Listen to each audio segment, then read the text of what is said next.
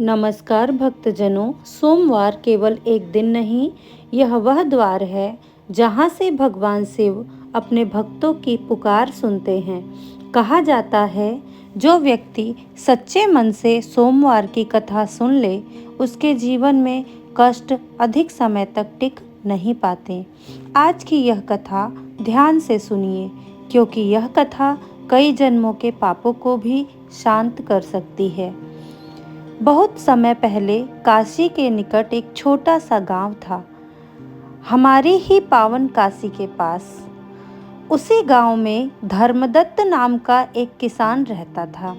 मेहनती था, ईमानदार था, लेकिन उसका जीवन दुखों से भरा हुआ था।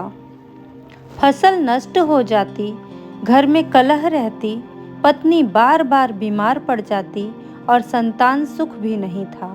धर्मदत्त रोज गंगा किनारे बैठकर रोते हुए कहता, हे भोलेनाथ, क्या मेरे भाग्य में सिर्फ दुख ही लिखा है?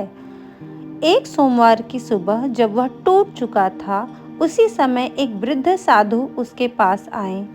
साधु ने कहा, वत्स, तुम्हारे दुख कर्मों से नहीं, तुम्हारी श्रद्धा की परीक्षा से है।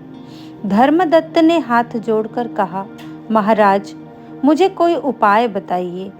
साधु बोले, अगले सोमवार से तुम और तुम्हारी पत्नी पूरे मन से सोमवार का व्रत कथा करना, फल की चिंता मत करना, श्रद्धा रखना। इतना कहकर साधु वहीं अंतर्ध्यान हो गए।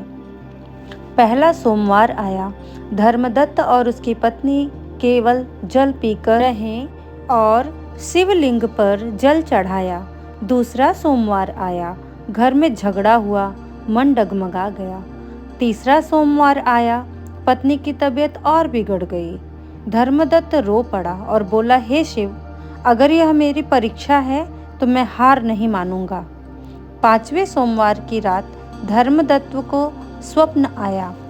उसने देखा, कैलाश पर्वत पर श्वेत प्रकाश और सामने भगवान शिव। शिव जी बोले, वत्स, जो अंत तक धैर्य रखता है, मैं उसे कभी खाली हाथ नहीं भेजता। सुबह होते ही पत्नी स्वस्थ हो गई।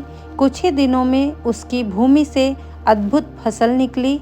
गांव वालों ने देखा, जो व्यक्ति कल तक टूटा हुआ था, आज उसके चेहरे पर शांति और तेज था। धर्मदत्त ने गांव में कहा, शिव कृपा शोर से नहीं होती, श्रद्धा से मिलती है। तभी से गांव में सोमवार की कथा परंपरा बन गई।